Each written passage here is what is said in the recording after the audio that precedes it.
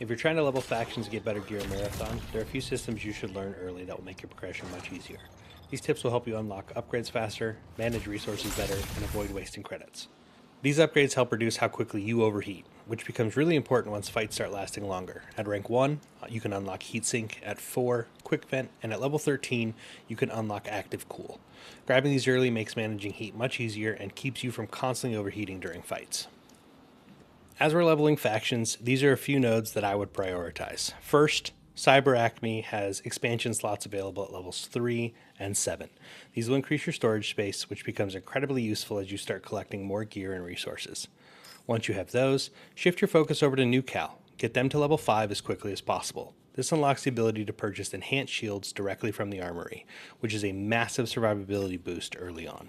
Then we're going to head over to Arachne, get them to level 7, so we can unlock the combat shotgun for purchase in the armory. This shotgun is extremely strong and gives you very reliable close-range weapon options.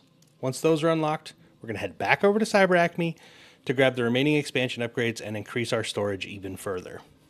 All of these upgrades require very specific resources. Luckily, we can track what we need. If you're working towards a specific upgrade, you can track that resource required for it. Once it's tracked, you'll see a yellow eye icon next to that item, which lets you know that it's currently being tracked. That same icon also appears on your map screen, making it much easier to stay focused on what you're actually looking for during a run.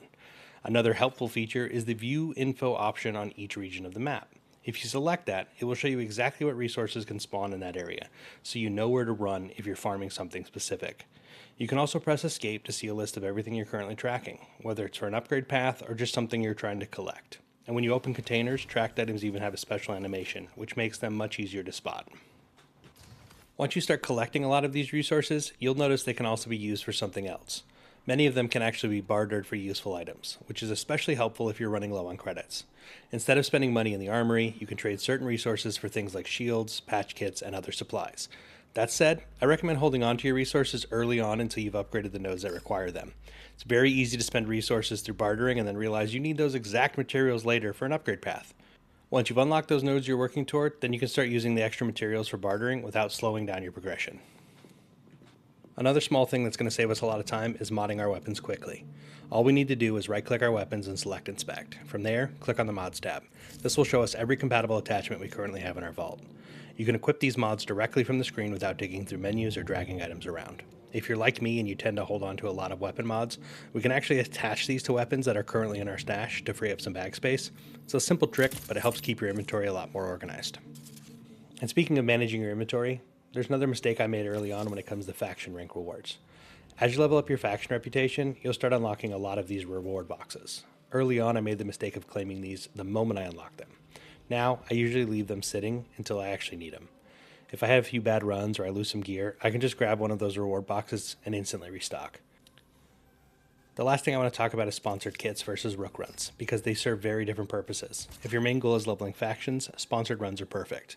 They let you deploy with gear without risking your own money, while still earning reputation, resources, and progress towards upgrades. But if you're looking for a way to make credits quickly, I can't recommend Rook runs enough. Rook runs can be dangerous, but they can also be extremely rewarding. You spawn late into an active match, where other Rooks and the remaining teams are already on the map. Your goal here is to look for eliminated runner bags, third-party fights, and extract with as much loot as possible. Early Rook runs can be rough, but as you continue leveling factions, your kit gets stronger through the faction capstone upgrades. These upgrades can give you better weapons, more starting credits, and improved gear, which makes Rook runs much more reliable over time. Once those upgrades start kicking in, Rook runs can become one of the fastest ways to build credits in the game. And if you combine these runs with the upgrade system we talked about earlier, progression in Marathon becomes a lot smoother. These tips should make progressing in Marathon a lot smoother. If there's any other systems or mechanics you want me to break down, let me know in the comments.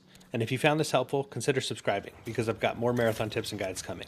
Thanks for watching. I'll see you out there.